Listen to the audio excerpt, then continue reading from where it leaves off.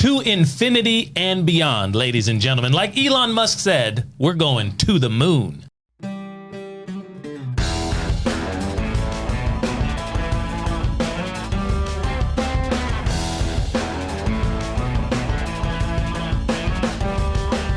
Welcome back to the Grow with Tim podcast, ladies and gentlemen. I'm Jay Dew, one of your co-hosts. I'm Tim Joyner. And we have a third man in the studio this morning as we record this. And we're very excited to have him here before he ends up in some zero gravity rotation or we can't find him because he's floating around in space. We've got Mr. Adam Anderson. Adam, thanks for being here on the Grow with Tim podcast. This is awesome. This is going to be so much fun. Yeah, I'm looking forward to it, man. We just started to warm up, ladies and gentlemen, and the stories that are going to come out of this man and the growth mindset and the thinking that he possesses is going to be something special. Now, Tim, how do you guys know each other? So we met flying stunt planes in Las Vegas together, I guess. Well, you flew. I threw up a lot. That's true. That's true. We were shooting machine guns on helicopters and racing exotic supercars and all kinds of fun stuff, and spent close to a week together out there, I guess, and have stayed friends since. Yeah, it's a real strange first date. What do you want to do to get to know each other? Race supercars and jump trucks. Yeah, all right, let's do that. Sounds pretty good, right? Yeah. So what's interesting about that is most people don't have those experiences at all. We met our best friend in junior English or something like that. You guys have a completely different trajectory. And Adam, that trajectory is, we got to get right into it. Is soon to take you in outer space? Help me out. Help me understand, what is it that you're thinking and doing? So we're right on now? our way. I've been obsessed with space for a while. And so what we are doing is in September, a buddy of mine is being launched to space on a SpaceX rocket for 10 days. Well, he will be solo on this Dragon capsule, and they're ripping 2 chairs out, and he will paint 30 paintings in zero-G and auction some of those Hold on, off. 30 paintings. Well, I guess you did say 10 days? 10 days. Yep. And this guy paints in front of stadiums. He's actually, there's some pretty cool videos of him painting in zero-G on the zero-G flights. Really? He's gone through a whole lot of training, and he's like, hey, bro, I've only using like 100 kilograms worth of payload, and I have 300 kilograms to spare, and you're building a space company that does space manufacturing. You want some of my payload? I'm like, yes, please. So very cool. This is a step along the way to, I can see in the next 10 years being in space on a regular basis, to in a co-working space to handle some of the space manufacturing we're trying to do. Because if you're going to go grab an asteroid, what you don't want to do is drag that to Earth. You want to do that way far away, which means that... Of course you do, of course. Yeah, it's like, hey... everybody knows that. Yeah, I've seen the movie Armageddon. You don't bring the thing to us. Then you're going to have to train, deep-sea miners how to be astronauts. Which, by the way, why didn't they train the astronauts to mine stuff in that movie? It seems like that'd be quicker. Like, I was wondering the same thing. Exactly. So I think Tim, I do not have any questions anymore as to why you asked this man to be on this podcast. Adam, we got to back up and zoom out and start big picture. You just talked about your buddy going to space. I mean, how many of us have buddies that are going to space, first of all? And you're using some of his payload, but we got to zoom out. So tell us about who is Adam Anderson and why are you sending payload into space? So my wife describes me as when her friends say, hey, what does your husband do? And she's like, he does big things with cool people. Yeah. Oh, okay. That's a great one-liner.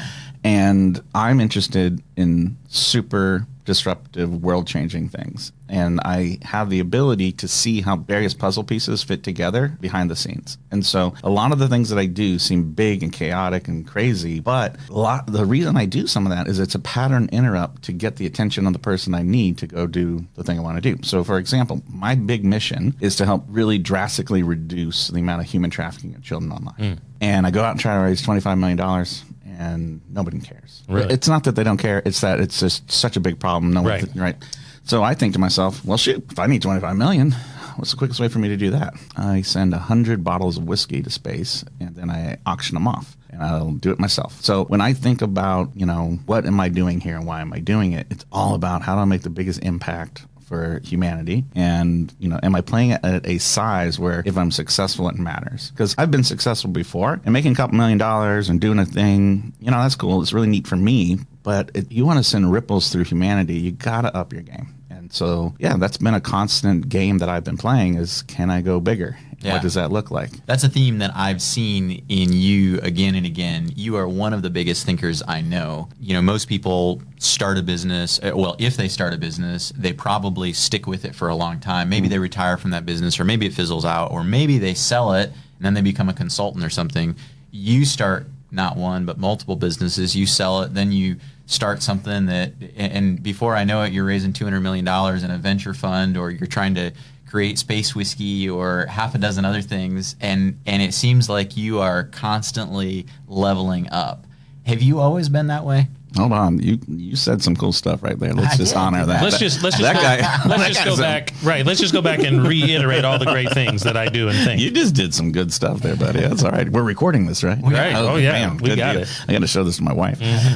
Was I always this way? I think I was. I was always curious, and I was always, can I go bigger? Can I? It just was more fun. And at one point in time, I definitely think was an adrenaline seeker, but adrenaline seeking moved to experience seeking. Experience seeking went to impact seeking. And even at a younger age, it's the same drive. I just feel like it's morphing in a little bit, if that makes any sense. Yeah. I don't know if we're allowed to say this on air, so if we've got to edit this out, can we talk about the aspirational fight in space? Ooh. I don't know if we're allowed to say that or not. You mean like actual Rob stuff? No. I mean, you were in talks with a very well-known figure about staging something significant in space. Oh, yeah. Can we talk about that? We can talk about that. Yeah, so tell us about Conor McGregor and... So, idea of space whiskey is merely a revenue generator to make the idle infrastructure of space, which is really expensive and it's out there and no one's making money off of it. 100% of space companies, $0 profit. Right. Like, good job, guys. Right. So I'm like, let's create cash flowing businesses. And pay-per-view is a pretty decent cash flow. But you got to grab people's eyes. Right. So we approached McGregor's entertainment company, Conor McGregor's, and we're like, hey, we wanna throw you up into the space off a Dragon capsule and inflate a arena and have Proper 12 be the sponsor. That's Conor McGregor's Irish whiskey, and do the world's first ever MMA fight in low Earth orbit.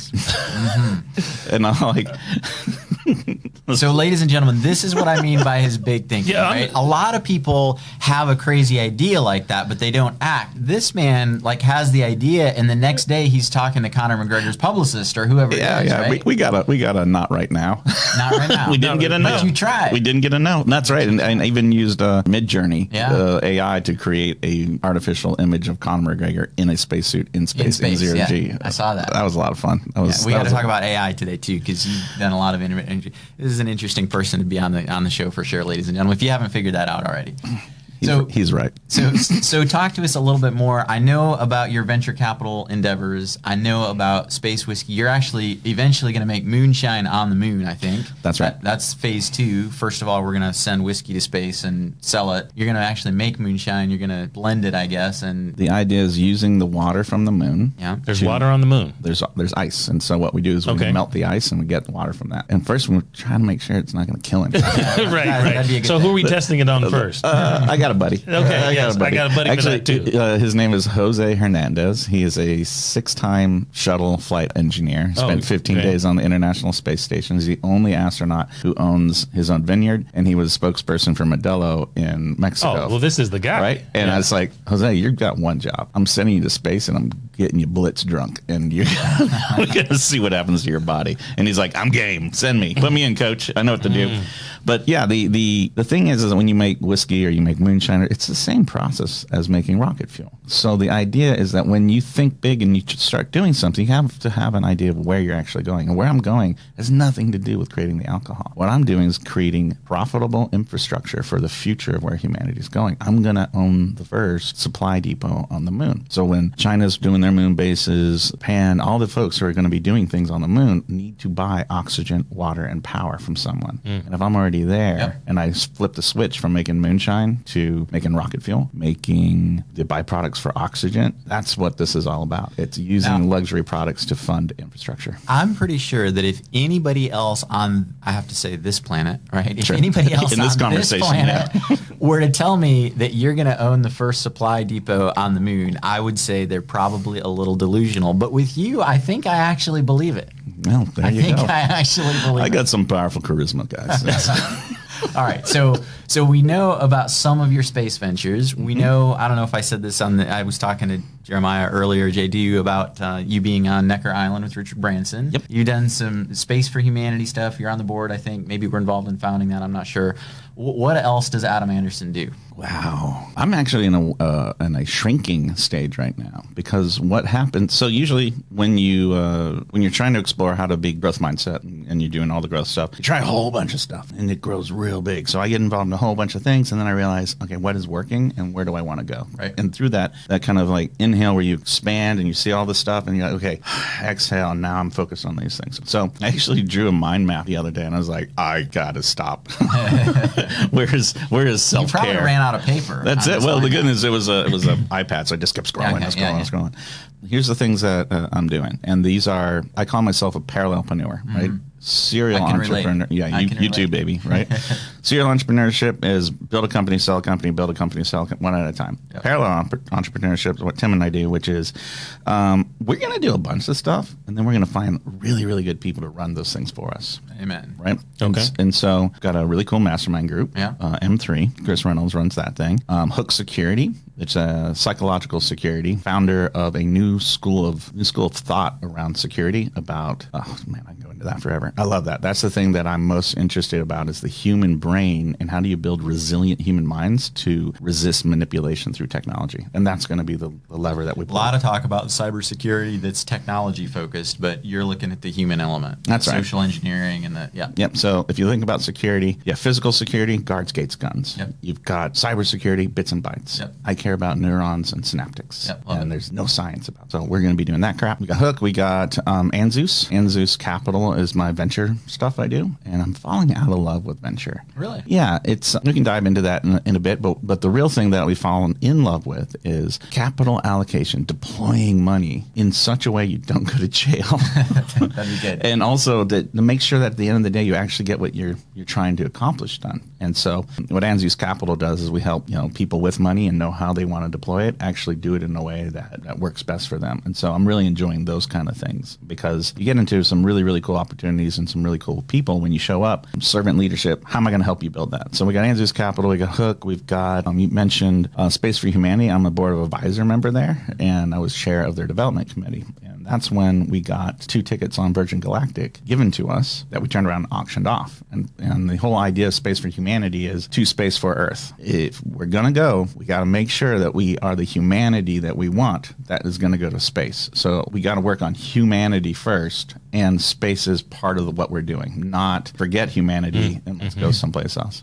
So, man, I should have my mind map in front of me. This is why... well, I'm trying to follow, this mind map, and I'm thinking, okay, so maybe we can send prisoners to space if they're not the right humanity, and they can drink all they want up there. I'm trying to put it all together. Like, can we just make this all one big company? You have to clarify Space for Humanity, because I think a lot of our listeners are probably not familiar with it. The idea, as I understand it, is when you're in space, you have a whole different perspective. That's right. You look down on this this pale blue dot, right? And you say, wow, maybe we're more alike than we're different, right? And some of our differences and biases and are all kind of melt away. And so the idea is to get people to experience that perspective. Is that right? Yeah, it's called the overview effect. So when you get up there and you look down and you see the horizon, you see the bend, you see the Earth, and you don't see the lines on the map that we see when you look at a globe. And oh my goodness, I'm not from Florida, I'm from Earth. And everybody here, and you look around and most of what you can see is space. And you're like, oh, we are a teeny tiny thing.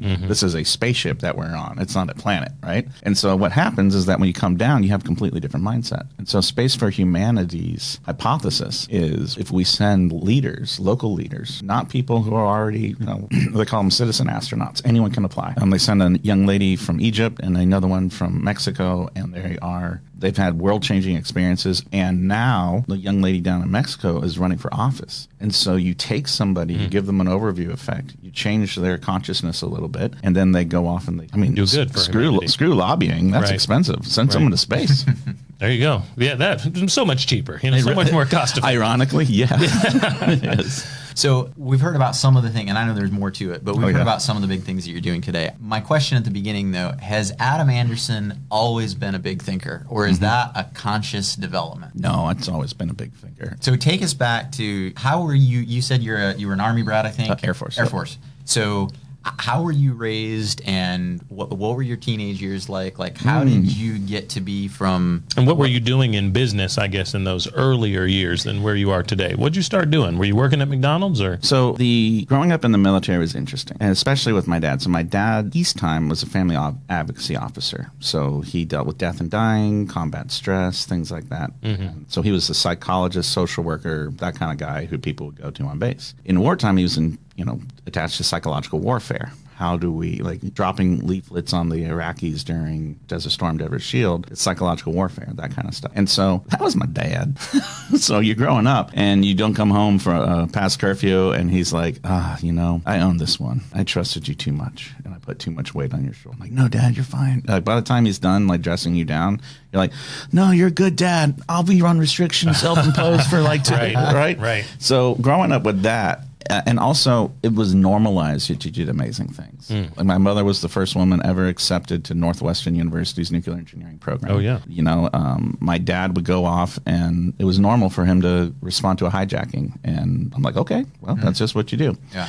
And so, do a thing and do it big and do it so it matters has been in my DNA since I was a kid. And I didn't know it. Everybody didn't do that. Right? Now, do you have siblings? Do they share some of your aspirations? Yeah, none that are any good. Oh, right. We hope they're listening as well. Hey, Ken. No, I have an older brother, and he takes more after my mother, and I take more after my father. And so he got it perfect on the SATs, perfect on the ACTs, went to college as a junior at the University of Florida, spent 9 years there getting multiple degrees. So he took all the smarts, is what you're saying. Well, I don't know. Let me finish the story. Here we go. And then he worked for me. Very good. So you tell me who's the A students have to work for the B students while the C students run the company, right? Yeah. And D students exit and go to space. Yes. Yeah. And or the guy, I dropped out, so I don't know what that. I'm thinking I would be a C student if I really got there. But after 96 credit hours worth of downhill skiing and whitewater kayaking over at the University of Utah, I was like, this is probably not going anywhere. I need to go get into computers. So move into some of your earlier businesses. I think you exited from several things, as I just mentioned. So what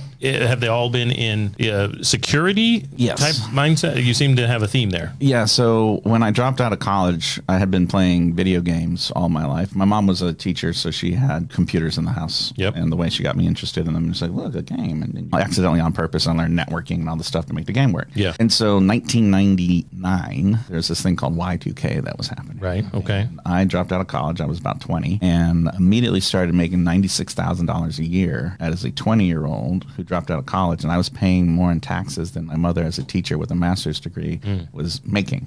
And I was like, you're telling me I should stay in school? Why are you telling me I should stay in school? Yeah.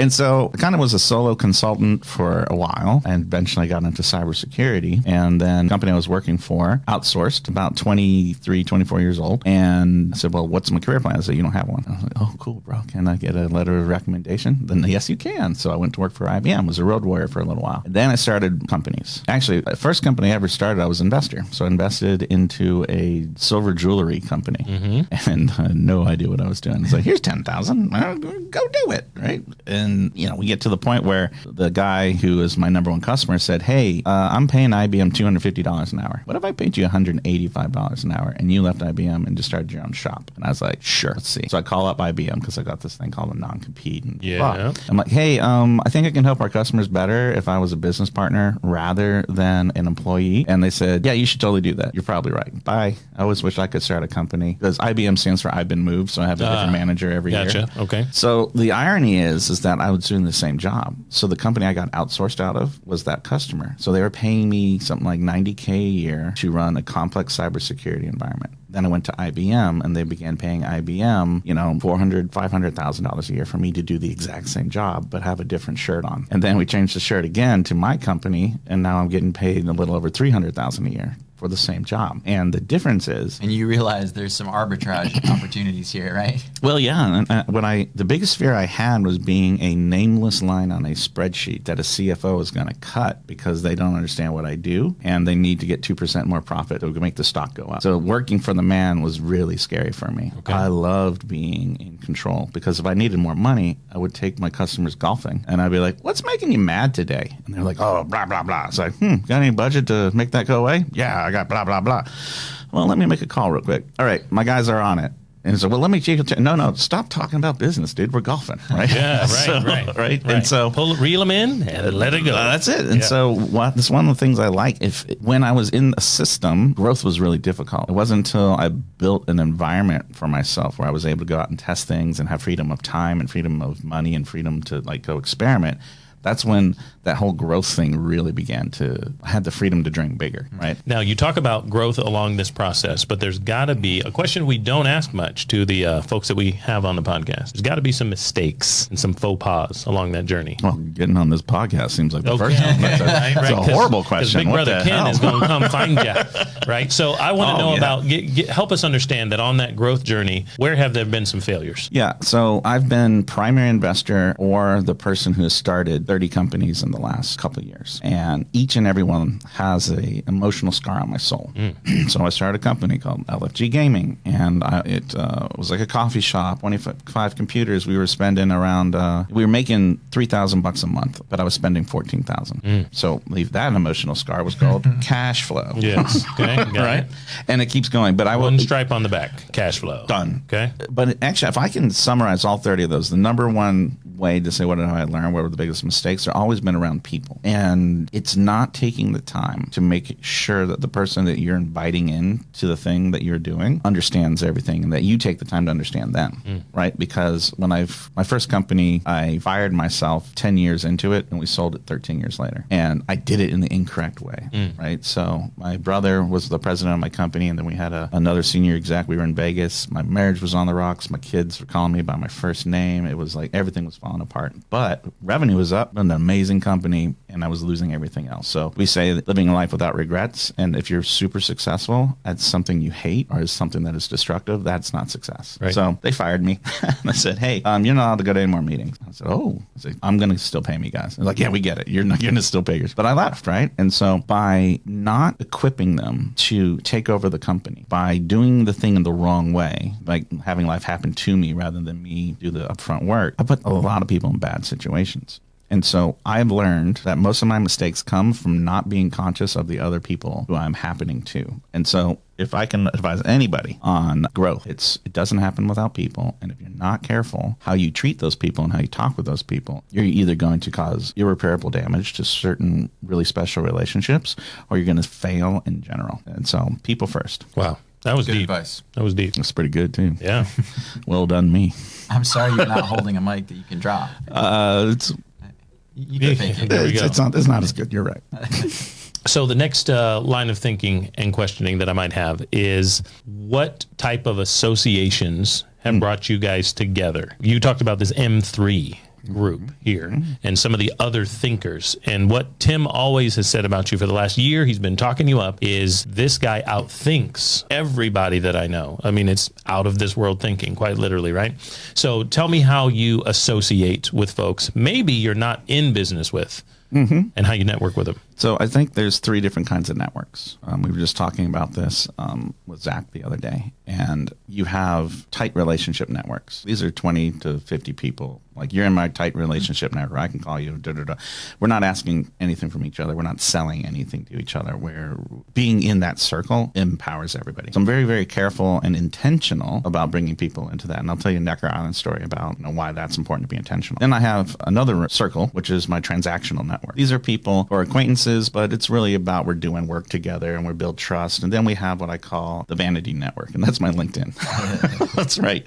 I'm not really making good, tight relationships. You don't go to somebody who's your first connection on LinkedIn that you connect to a year ago and be like, bro, I'm moving and you got a truck. Can you come over? Right. It's like, I'm in Vermont. I'm like, I'll pay for gas. Come on, right? So I was realizing that. So when I fired myself, I realized as a CEO, my most important job is to build really good networks of people so that when my people who work for me needed help getting into a client or whatever, I can make phone calls on their behalf. So I took it as my number one job to build amazing relationships all over the world. So that way I could help the people who I chose to help. You guys mentioned Necker Island. That was very intentional. When you're the biggest thinker in the room, that means you're in the wrong room. In the wrong room. That's right. Absolutely. So I went to Necker Island after we sold the company. My wife and I went for 6 days or so with 30 other people who each spent $50K to be there. And we're hanging out with Richard Branson. And we've been twice. The first one was probably the most mind-blowing, but the second one, well, we can get into all that later. But I remember walking in and I had this idea I was going to make a space station. Yeah, space station. And when I think of a thing, I kind of experience I'm already doing it. Okay, right. So in my head, I already have made Moonshine on the moon, and you guys just haven't caught up to it yet. So I'm strutting around. I'm posing as like, I got a space station. And this lady walks up and she goes, oh, I hear you're working on a space station. That's so good. I never get to meet people like me. I've got 6. One's attached to the International Space Station right now. I'm a private equity investor. I'm like, ma'am, I was posing. Right, I apologize. Ma'am, I'm so sorry. But how's the shrimp? I'm going to go over there and talk to somebody else. You want some more sushi? Yeah. We'll get some sushi. So that was the thing, is like, you always have to up your game. And then we realized, you looked around that room. This was the second time. This is when Ray and Kristen were there. And we looked around the room, and it was a whole bunch of people who looked the same, sounded the same, and it was the same groups from New York and from all these in LA. And I'm like, shoot, I gotta go and disrupt, travel, and get. So when I say you gotta be careful about the echo chambers that you're building, right? Because I will bring people who I really, really enjoy into my inner circle. If you don't have some people in there who are challenging you, that think differently than you do, that have different experiences. Like, for example, we're doing business in Southeast Asia right now, and they do it way different than I do. But I have somebody in my network who's done business with those guys. And I had to go find that person intentionally a couple of years ago to be ready for this. And so I take a lot of pleasure in going places other people don't, to meet people other people won't, and bring that wisdom into my DNA, and that helps me grow. I love it. Now, speaking of international travel, we need to have a small excursus here, parenthetical. I believe that you are the special advisor to the former somebody in Bahrain. You got to tell us the story. All right. So, yeah, this is how you network, kids.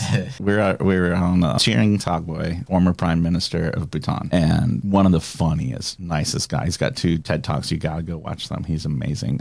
Bhutan developed something called gross national happiness. So it wasn't a matter of gross domestic GDP versus gross national happiness, because the king was like, I don't care how rich we are. I care how happy my people are. Find a new way to measure happiness so that I know if we're building a country that my people love. I'm like, cool. So they did that, and we've been talking. He's a great guy. But we're sitting there drinking whiskey together. Earth whiskey. Earth whiskey. Yeah. Clarify. With Prime Minister, former Prime Minister of Bhutan. I was like, so you're the... And Bhutan is on this planet. It is. Okay, it is. just continue. It's Southeast Asia again, right? It's getting there. And so he's just so funny. So I'm like, wait, you're the former Prime Minister? You didn't win again? What's your problem? and he's like... The whiskey has now spoken. And he's like, I'll run again. But, it's like, Hey, tell you what, I'm going to be your special advisor on cybersecurity. And he's like, well, Bhutan doesn't have a lot of computers. I'm like, you're already doing a good job. I'm already having an impact. But I said, that's not the point. I want you to immediately fire me. And he's like, what? Yeah. I want to be the former special advisor to cybersecurity to the former prime minister of Bhutan. And he's like, done. I'm like, okay. And I put that. Cheers, there, right. Cheers. And I put it on LinkedIn. It's on my stuff. Fast forward, we start working with other Southeast Asian countries, and they care about that stuff. Really? And they're like, okay. Oh, you were the advisor to the former prime minister of Bhutan? Former advisor. The former advisor to the former, right. That's right. Assistant to the manager. That's it. And so, we had opened all these doors, because now, Brunei, Indonesia, Thailand, they're like, if somebody else in our circle decided to trust you, even if it's just silly. Love it. The fact that a connection is there. Yeah. is, and I think that if you're going to build networks and if you're going to do this, man, go have fun, be silly, have fun, tell jokes. So I've always said it like this, and I haven't heard very many other people say it. I think I might have original here, but I think you guys all understand it when I say it's not who you know. It's never been that. It's who knows you. There you go. That's a good way of putting it. Right. And so this man knew you. You were allowed to make that connection with him, put something fun in, but he knew you. Yeah. Now I know who he is now. I'll go look him up, but he doesn't know me. No. Yeah. Oh, that's really cool. Yeah. Man, I want a whiteword. Okay, well, we'll get you one. We'll get you one. So good. Take that, Ken. Yeah. Is Ken listening? Yeah, probably not. Okay, yeah. That's it. He's annoyingly super successful. So here's, as we kind of wrap things up, we're going to have you back. We love having you here. Thank you for your time. What advice would you give to the person who's looking for that next stage of growth? I think a lot of the things that you've talked about may come easy to you, getting into a new room with a new opportunity, with new people, because of your personality. But when Tim has talked you up to me for the last year, we just met this morning, I realize how different personalities, the spectrum between you two. So help the next person who's looking to grow and level up, who's not seeking fun and thrill or wants to travel to Necker Island or space. Well, just what general advice would you give to someone who's a little different than you? Yeah, the first step, 9 times out of 10 when I fail on a growth project, either personal, business, whatever, it's because I wasn't ready and I tried to grow too fast. The first thing you need to do is know thyself. So do an audit. Check on your health. Check on your bank account. Check on your emotional bandwidth to do a growth thing. Because if you say, I'm just going to do it, I got to do it. Now, I'm not telling you to always kick the can. Sometimes you just have to go, you'll never be ready. But I do want you to be aware, right? And I want you to be, before you start growing, have a kind of good idea of, this is gonna hurt. There's gonna be some things that are gonna have to change because growth has changed. I tell my daughter, what gives light must endure burning. And if we're gonna reforge a thing of iron, the first thing we're gonna do, put it in the fire and heat it up, and then we're gonna beat the crap out of it with a hammer. That's not a pleasant thing. And your soul, the way you're gonna go about life, when you try these growth things, it's just like putting yourself in the fire, heating yourself up to a point where you're malleable and you can grow, and then getting the crap hit out of you as you get failures after failures until you don't. And so don't go into that lightly, and then forgive yourself immediately. Have grace for yourself if it's difficult and you need to take a breath. So I want to dig into that a little bit more, because I think of you as somebody who thinks big and does big things, right? I've talked before, just take that M3 trip, right? The place I originally met you, we were jumping rally race trucks out in the desert and all these cool things. You were always faster. I was, as a matter of fact. I actually was. So, but I think the way that trip came about is somebody in M3, I don't remember who it was, maybe Ray, said, hey, did you guys know that we could fly stump planes and basically laser tag in the sky and actually fly stump planes in the sky? Yeah. And you guys were like, oh yeah, we should do that. And for 99.9% of the population, that would be the end of it. Yep. Like, oh, that's cool. I didn't know you could do that. We should do that sometime. Nothing else happens. But somehow, 2 months later, we were flying planes in the sky. I mean, it was amazing, right? So I think of you as somebody who not just thinks big things, but does them. But what you just told me and all of our listening audience is be careful, make sure that you're self-aware and you're ready. Check your health, check your bank account, check.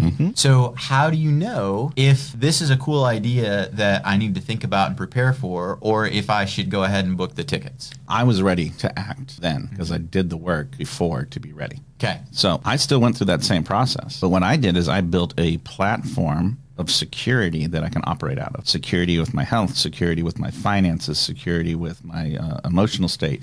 I poured into my kids. I was very, very ready to grow, to have growth experiences. So you prepared for opportunity maybe before you even had it. You didn't know what opportunity was going to present itself, but you were prepared anyway. That's right. By having that kind of bandwidth and freedom, you can react quickly. When you are fully scheduled and fully committed, you can't act. I love it. That was right on. That's what we needed. I love it. Sweet. All right, ladies and gentlemen, I think that's going to take our first conversation to a close. We're here talking with a big thinker and, like Tim just said, a big doer right here. Well, he's pointing to himself. If you're watching, you just saw that. But Adam, thank you so much for being on the podcast today. And for the folks who are looking to connect and potentially work their way, weasel their way into being fired by you in the future, how would they find you? So for this conversation, I would say go to CEO2owner.com TheToOwner.com. And I've got my book. That's the number. That's letter TO. No, I think that's it's the number 2. I think I bought them both, but I think it's the number 2, right? CEO2owner.com. Yep. And I've got some free courses up there, about 9 hours of if you need to fire yourself from your company to get to where you are. It's up there for free. You can go and take it. I was going to close the podcast, but let me write that down. Okay. Very good. All right. Yeah. Well, ladies and gentlemen, thank you so much for joining us on this great conversation again. I'm Jay Du, and this is now the Grow with Adam podcast. So we will see you guys on the other side or in outer space to infinity and beyond. Thanks for listening to today's Grow with Tim podcast. If you enjoyed the show, be sure to show us some love by following us here and on our other social media platforms. You'll find all the links at growwithtim.com.